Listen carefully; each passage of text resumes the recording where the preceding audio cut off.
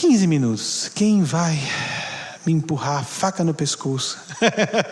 Vou estimular os tímidos a ficarem calados e quietos. Se alguém quer fazer alguma pergunta, pois não. Que ótimo, Gardenha, um tempão. Eu nem lembro se você chegou aí a fazer pergunta, mas se apresente. Obrigado, Gardenha.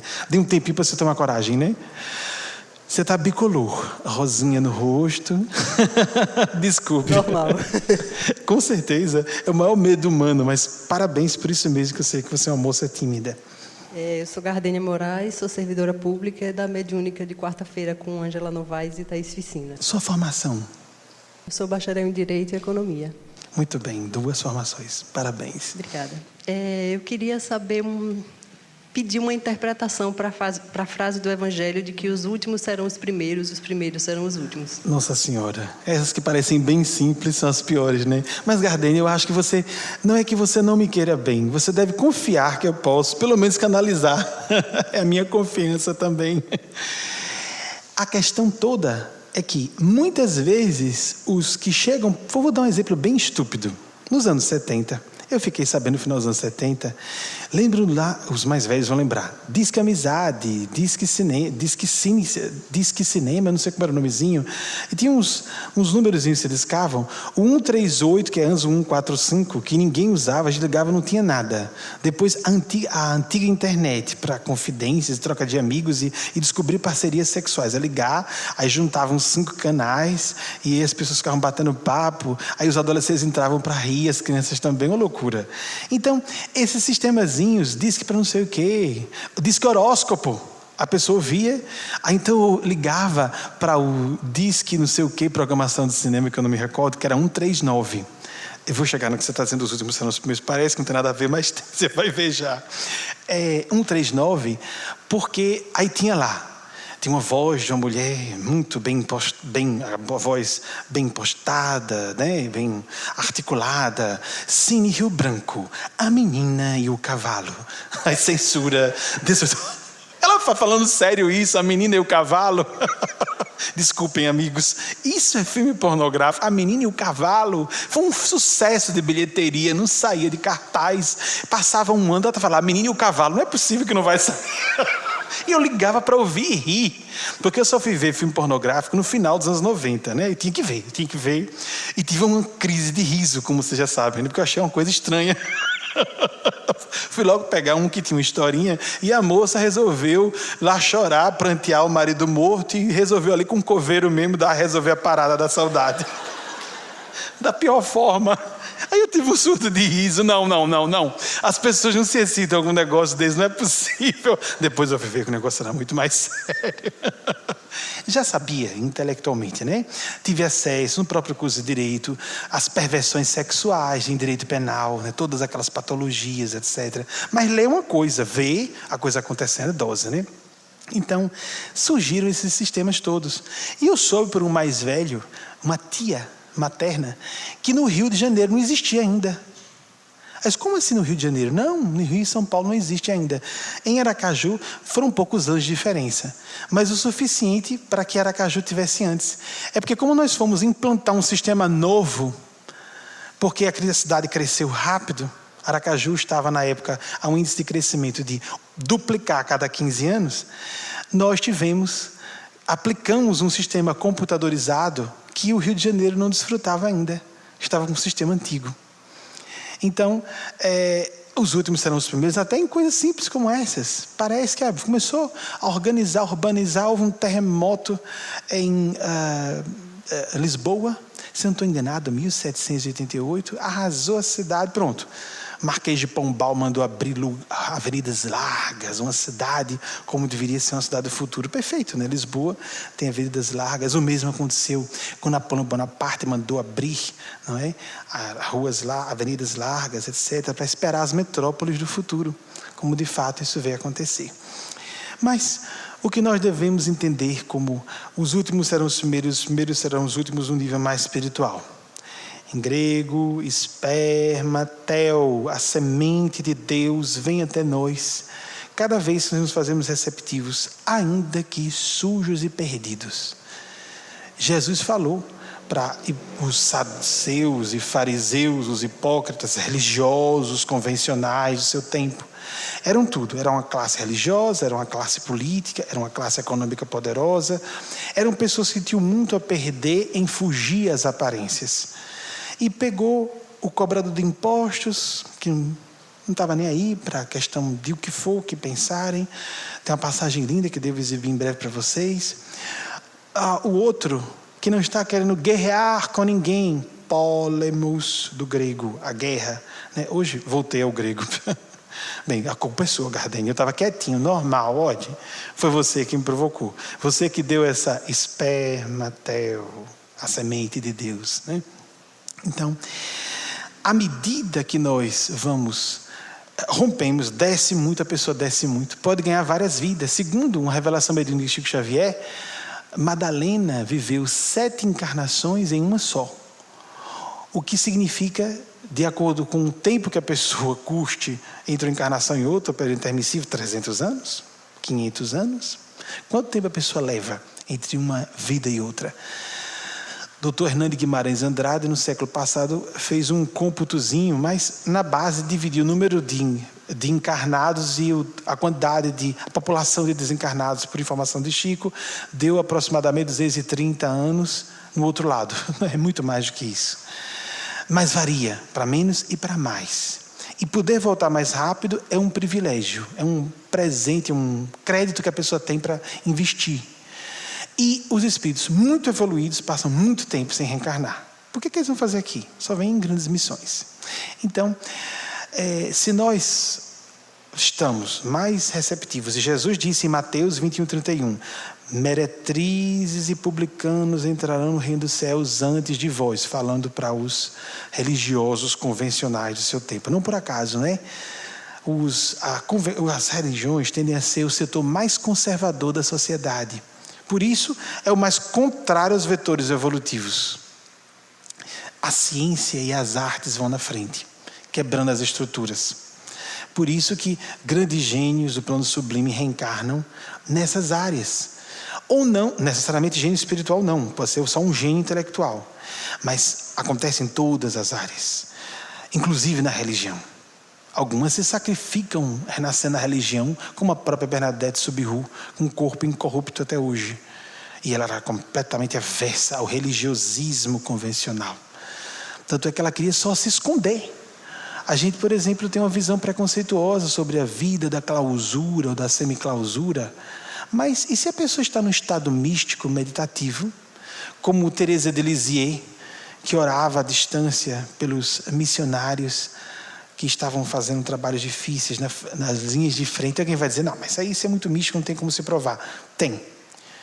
Em 1993, depois de 48 experimentações menores, isso foi publicado amplamente, no verão de Washington de 1993, 20 anos já, trouxeram milhares de pessoas, não sei que grupo foi, amigos, porque isso não foi divulgado, um grupo de alguns milhares, Washington DC, se ela pega a região metropolitana de Baltimore, é Baltimore, a cidade vizinha?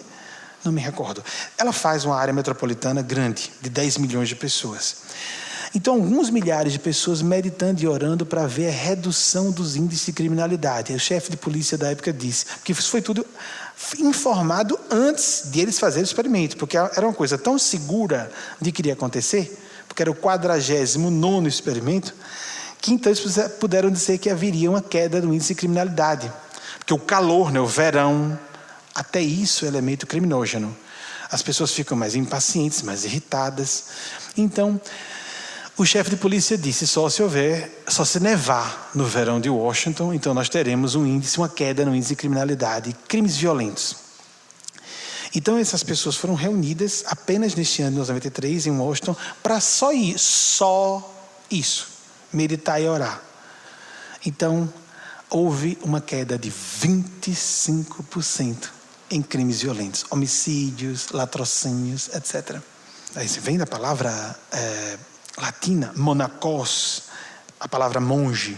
Mas monge, a gente tem uma visão pobre sobre o conceito. É a pessoa que é simples e solitária. A simplicidade querendo dizer desataviada de apegos ao mundo material e a todas as ideias. Vejam, desapegar do mundo material não é renunciar a qualquer favor financeiro ou que seja, mas é a pessoa viver o que estiver vivendo com maturidade e sabedoria. E é, de fato, muito mais difícil ser feliz com mais dinheiro, mais poder, mais inteligência, mais cultura, mais prestígio. É mais fácil, por exemplo, uma madame olhar para a banheira: ah, meu Deus, eu paguei tantos R$1.000 para essa jacuzzi, não tem um termômetro, não acredito. Ah, meu Deus, vida cruel. E fulana não está aqui para aquecer a minha banheira, eu tenho que ir lá eu mesma limpar a banheira e ligar a banheira. Oh, vida difícil. É mais fácil essa mulher reclamar do que a outra que está feliz, cuidando ela mesma dos filhos, ela mesma do marido. É porque a riqueza atrapalha, a riqueza é um desafio maior. E tem mais outra coisa, é muito fácil quem está fora de uma experiência, ou de riqueza, ou de poder, ou de inteligência, o que for, de fora dizer: se eu estivesse no poder eu agiria diferente. Então vá, não fale não, vá. A crítica destrutiva é sempre fácil.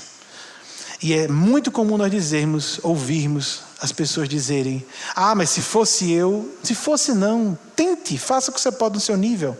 Se você não faz no seu nível, nunca fará naquele nível lá de cima. Se a pessoa não começa a exercitar, digamos que seja o poder ou a riqueza, a vivência da gratidão na pobreza, não será grata na riqueza. Não mesmo. Mas como assim eu vou agradecer? Porque eu tenho que pegar um busão para ir para a escola? Os ônibus são veículos de transporte mais confortáveis que as mais luxuosas carruagens das realezas de 2, 3 séculos passados. A gente tem muito mais motivos de agradecer do que imagina. Disse Heráclito de Éfeso. Vamos para lá, que ele era um misantropo, era o contrário disso aí. O inverso da gratidão, né? Heráclito de Éfeso viveu entre... Wagner, por favor, dê uma olhadinha, se eu não estiver enganado. 535 a.C. a 475 a.C. Ele é um filósofo da era pré-socrática. Antes de Sócrates, porque Sócrates foi um divisor de águas, né? Um dos pais do pensar ocidental. E Heráclito, trouxe uma fala interessante. Ele é o filósofo do tapantarei, tudo flui. A gente tem que ter respeito à diferença do outro e voltar. Ah, mas tem essa pessoa que está matando crianças, essa outra pessoa está roubando a multidão. Olha, vamos nos concentrar no meu campo de responsabilidade. Eu posso chegar lá ou movimentar a multidão para fazer alguma coisa? Não. Então deixa eu fazer a minha parte aqui. Se eu fizer a minha parte aqui, quem sabe lá adiante eu posso tomar providências diferentes. Nós recebemos concessões gradativas de responsabilidade.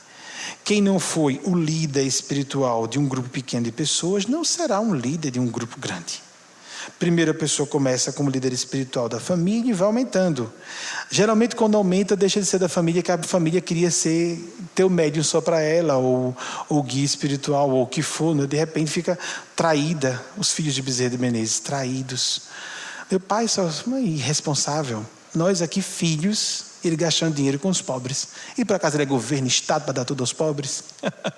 Uma alma santificada, Bezerra de Menezes. A gente vê os casos extremos para pensar em outros níveis mais baixos, porque não há almas santas reencarnadas, na minha opinião. Tenho essa convicção. Não que a gente tente por santidade, que é quase angelitude. Então acredito que nós, que perdemos o bonde da história de nos martirizarmos por Jesus em outras vidas, de entregarmos nosso corpo aos leões, aquilo era uma honra, né, amigos? Mas a gente até pode entender que era uma honra, mas imaginar que a gente ia ficar feliz como Paulo de Tarso, porque ia ser devorado, ou Paulo de Tarso falou sobre as chibatadas que ele recebeu, as humilhações, ele foi apedrejado, quase à morte, ele depois foi decapitado, estimulou o responsável pela decapitação a cumprir o seu dever, soldado, cumpra o seu dever, né? Eu vou para o meu Senhor, ele estava se libertando. Será que nós estamos nesse nível? Agora acontece o contrário, as pessoas são mantidas vivas, em vez de darem suas vidas. Será que não é um castigo não, ficar vivo mais tempo? É um presente mesmo? A gente fica Agora, só para falar sério, é um presente porque nós temos mais oportunidades de interagir com a heterogeneidade. Desencarnados, nós não vamos nos ver como estamos nos vendo aqui. E com muitas surpresas. Muitas surpresas. Aí chega do outro lado, mas cadê fulana, aquela bandida? Ou cicrano, olha, eu gosto, mas é um pilantra. Fulano outro, que era diretor de mediúnica. Né? Aí a gente às vezes tem essa opinião, né? Chega lá, ai meu Deus do céu.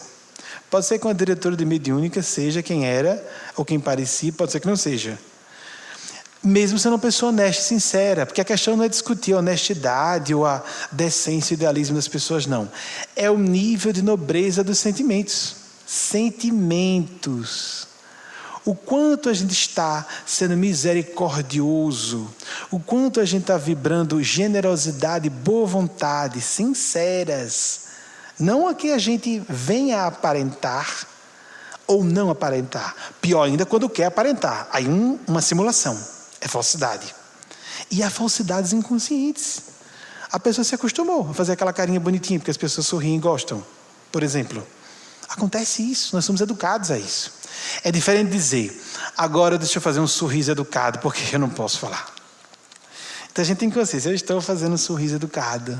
Mas a gente tem que ter consciência que naquele momento é um ato político em função de um objetivo positivo. Estou tentando pacificar o ambiente.